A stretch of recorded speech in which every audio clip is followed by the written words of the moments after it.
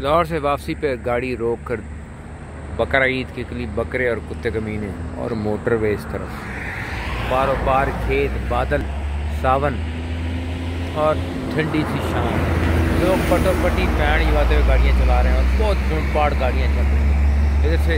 इधर से इस्लामाबाद से आ रही हैं, इधर से लाहौर को, बल्कि वो लाहौर को आ रही है, इधर इस्लामाबाद को जा रहे हैं। हम इधर बैक टू पवेलियन, ये लाहौर से आ रही हैं और इधर इस्लामाबाद को जा रही हैं। एक ही जगह पे दो जगह ऐसा हो रहा है।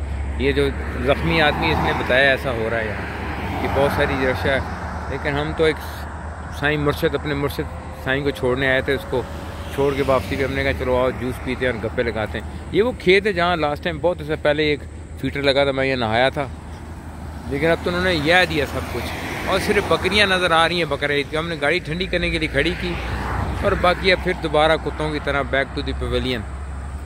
और ये बिलाल नाथ इसलिए कहना पड़ा कि जहाँ ये गया तो वहाँ गिरा था, तो वहाँ सारे गोरखनाथ फलाने नाथ है, उसके बाद इसने चिल्ला काटा है। तो अब ये ज़ख्मी हालत में, इसकी वीडियो पूरी बनी सकती क्योंकि फिर लोग देख कहते हुए कहाँ का फिर रहा था। चलो उस्ताद गाड़ी को और किक मारने चलें। और ये कुत्ते कमीरे हमारा इंतज़ार कर रहे थे।